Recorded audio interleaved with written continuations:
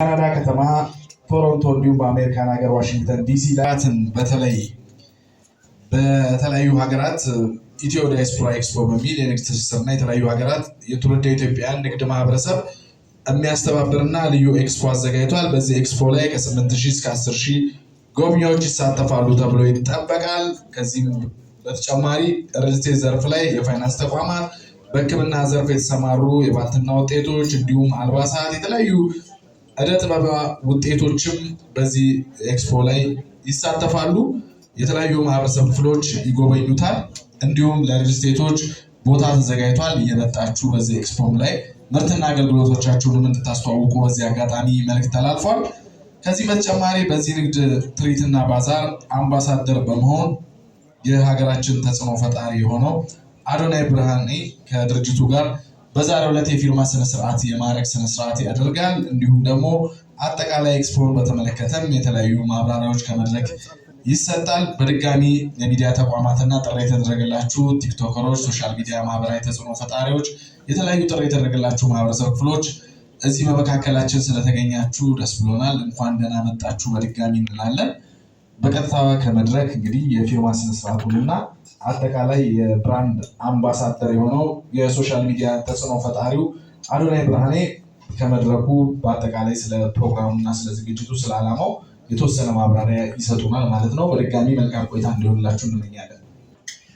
ይቅርታ ጠይቃችሁ በጣም ስለቆየን we're very sorry. Thank you so much አክብራችሁን ስለመጣችሁ አመሰግናለሁ በጣም። እንግዲህ ቁጭ ብለን ተቀመጥ እያሉ ነው ቤት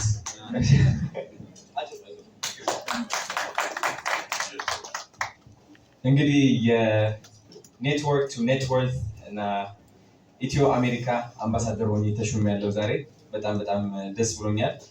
የዚህ ዓላማ ምንድን ነው? ያው ትልቅ ኤግዚቢሽን እያዘጋጀን ነው፣ አሜሪካ እና ቶሮንቶ ማለት ነው።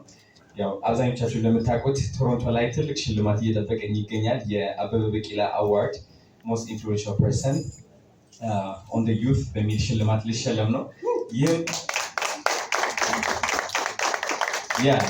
በማስመልከት እንግዲህ ወደ ቶሮንቶ ላቀና ነው። ሰፕተምበር 26 ነው አዋርዴ።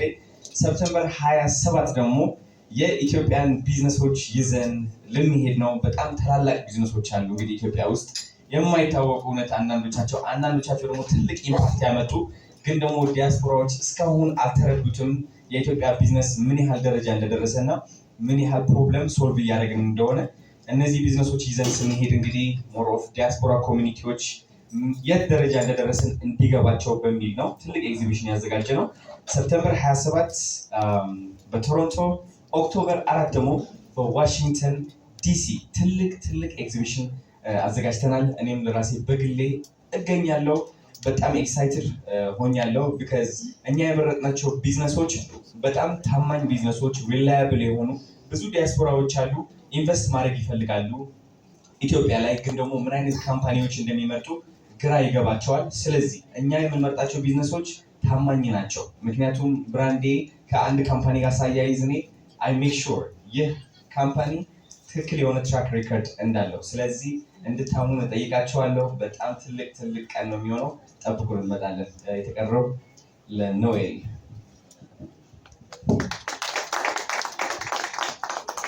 ቴንኪዩ፣ አመሰግናለሁ። አብና እንዳለው ከትልቅ ይቅርታ ጋር አርፍደን ስለጀመር ያው በብዛት አሪፍ አድርጎ ጠቅሶታል አዶናይ።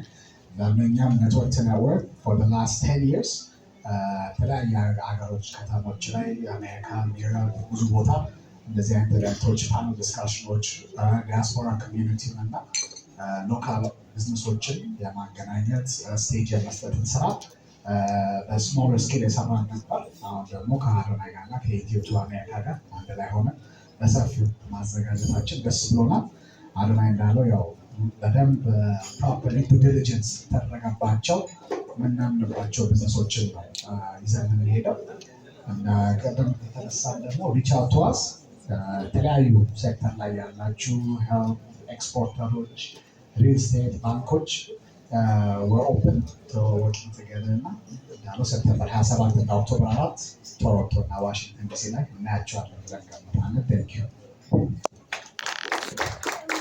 እሷቸው ሀሳቦች ካሉ ጥያቄዎች ካሉ መድረኩን ለእናንተ ክፍት እናደርገዋለን። እኔ ልጠይቅ ወይ እዚህ ያለሽ? ለምን ያህል ጊዜ ነው ኤክስፖ ቆይታ የሚያደርገው? ምን ያህል ተሳታፊዎች ይኖሩታል? የሚሉ ጥያቄዎችን እያሰባችሁ ሌላም እንግዲህ ጥያቄ አለ። ራስህንና የመጣህበትን አስተዋውቀን እስኪ። እድሉ ስለተሰጠኝ አመሰግናለሁ። ታሪኩ ከበደ እባላለሁ። ከዜና ፕላስ ሚዲያ ነው የመጣሁት። አብርሽ ያነሳው ጥያቄ እንዳለ ሆኖ አዶናይ ለምን ያህል ጊዜ ነው ብራንድ አምባሳደር የሚሆነው?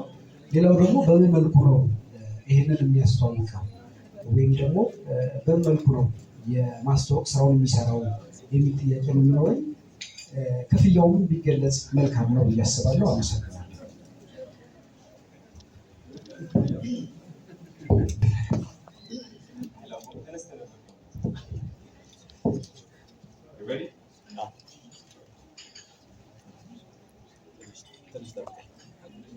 Okay, thank you for your question. ለጥያቄ በጣም አመሰግናለሁ። ያው የዚህ አምባሳደርሺፕ ቆይታ የሚሆነው ለአንድ ዓመት ነው። ከዛ በኋላ እንቀጥላለን። because I believe in this አዲስ የሆነ ሀሳብ because በጣም ብዙ ቢዝነሶች እይታ ይገባቸዋል ብዬ አስባለሁ። በጣም ትልቅ ደረጃ እየደረስን ነው። ከታያችሁ ካስተዋላችሁ ታላላቅ ቢዝነሶች እየመጡ ነው። ሶልቭ እያደረግናቸው ያሉት ፕሮብሌሞች ብታዩ የሆነ ምን አይነት ቢዝነስ ነው ያለው ብላችሁ ብታስተውሉ ትልቅ ደረጃ ነው የደረስነው እና እኔም እንደነዚህ አይነት ቢዝነሶች እያየው ወደ አሜሪካ፣ ዩሮፕ እና ኢንተርናሽናሊ ዓለም ሙሉ ይዞ የመውጣት ህልምም ዓላማም ስላለኝ በጣም ይቀጥላል ከአንድ ዓመትም በላይ። የኤክስፖ ቆይታ እንግዲህ ለአንድ ቀን ነው የሚሆነው ኤግዚቢሽኑ። ውጭ ሀገር ያላችሁ መግባት የምትፈልጉ ከሆነ ደግሞ በነፃ ገብታችሁ እነዚህ ቢዝነሶችን ማየት ትችላላችሁ ማለት ነው። የክፍያው መጠን እንግዲህ የቪዲዮ ስንት ላይ ተገባ? 1 ሚሊዮን ላይ ተገባ እናገራለን። ቴንክ ዩ ፎር ዩር ኮሽን። አመሰግናለሁ በጣም። ይህንን እውነት በምን መልኩ ነው የምታስተዋውቀው? ከቲክቶክ ባለፈ የታሰቡ ሜቶዶች ካሉ፣ ሁለተኛ ደረጃ ደግሞ በዚህ እውነት ላይ ምን አይነት ተቋማት ናቸው የሚሳተፉት? ማለት በጥቅሉ ምን አይነት ዘርፍ ላይ የተሰማሩና አገልግሎት ሰጪ ናቸው ወይስ በማምረት ዘርፍ ላይ የተሰማሩ ናቸው የሚለው በደንብ ቢገለጽ የሚለው ነው። አመሰግናለሁ። እንግዲህ እንደ አንድ አዶናይ አሁን ባለውበት ደረጃ እና ባለኝ እይታ ራሴ እንደ አንድ ኮንተንት ክሬተር ብቻ ሳይሆን የማየው እንደ አንድ ሚዲያ ነው፣ እንደ አንድ ትልቅ ሚዲያ፣ የዚህ ጀኔሬሽን ሚዲያ። ያው እዛ ኤግዚቢሽን ስገኝ ደግሞ በደንብ ራሴን የማሳያቸው ቢዝነሶች ይኖራሉ። እነዚህ ቢዝነሶች ደግሞ እይታ የሚገባቸው ቢዝነሶች ናቸው፣ መታወቅ ያለባቸው ቢዝነሶች ናቸው። እንደ አንድ ሚዲያ ወደ እኔ የሚመጣ ቢዝነስ ካለ አይ ሜክ ሹር ያ ቢዝነስ የሀገሬ ልጆችን እንደሚያግዝ ችግራቸውን እንደሚፈታ አረጋግጬ ነው ያ ቢዝነስ ወደ ሚዲያ የማስገባው ማለት ነው። እነዚህ ቢዝነሶች እንግዲህ የተለያዩ ሴክተሮች ላይ ያሉ፣ አንደኛው ሴክተር ባንኪንግ ላይ ሬሚተንስ፣ ከዛ ደግሞ የኤክስፖርት ኢምፖርት ኤንድ ኤክስፖርት ያሉ ቢዝነሶች አሉ። ስፔሻሊ ኮፊ አለ፣ ሌዘር ካምፓኒስ እና ኦልሶ የቴክስታይል። እነዚህ ነገሮች በጣም ማደግ ያሉባቸው ነገሮች ናቸው። ሪል ስቴቶችም አሉ። በጣም ብዙ ዲያስፖራዎች እንግዲህ ሪል ስቴት ላይ ኢንቨስት ማድረግ ሲፈልጉ የትኛው ሪል ስቴት ልምረጥ፣ የትኛው ነው የማምነው ብለው ይጨናነቃሉ። እንግዲህ እኛ የምንመርጣቸው ካምፓኒዎች ታማኝ ናቸው። ወደ እኛ መታችሁ፣ ወደ ኤግዚቢሽኑ መታችሁ እነዚህ ካምፓኒዎች ብታዩዋቸው ምን ያህል ታማኝ እንደሆኑና በጣም አሜዚንግ የሆኑ ስራዎች የሰሩ ካምፓኒዎች እንደሆኑ ትገነዘባላችሁ። ቴንክ ዩ ሶ ማች። ሌላ ጥያቄ አለ? ክቡራን እንግዶቻችን በዚህ በመካከላችን ስለተገኛችሁ የደስታችንን ተካፋይ ስለሆናችሁ እጅግ አድርገን እናመሰግናለን። ጥሪያችንን አክብራችሁ የመገናኛ ብዙሃን ባለሙያ እንዲሁም የሶሻል ሚዲያ ተጽዕኖ ፈጣሪዎች ከተለያዩ ማህበረሰብ ክፍሎች የመጣችሁ የፕሮግራማችን አጋሮች በሙሉ ይህን ዝግጅትን በማስተባበር ረገድ አብራችሁን ለሰራችሁ ተቋማትና ግለሰቦች ምስጋናችን ከፍ ያለ ነው። በድጋሚ እንኳን ደስ ያላችሁ እንላለን። በቀጥታ ወደ መግባቢያ ስምምነቱ የምናልፍ ይሆናል።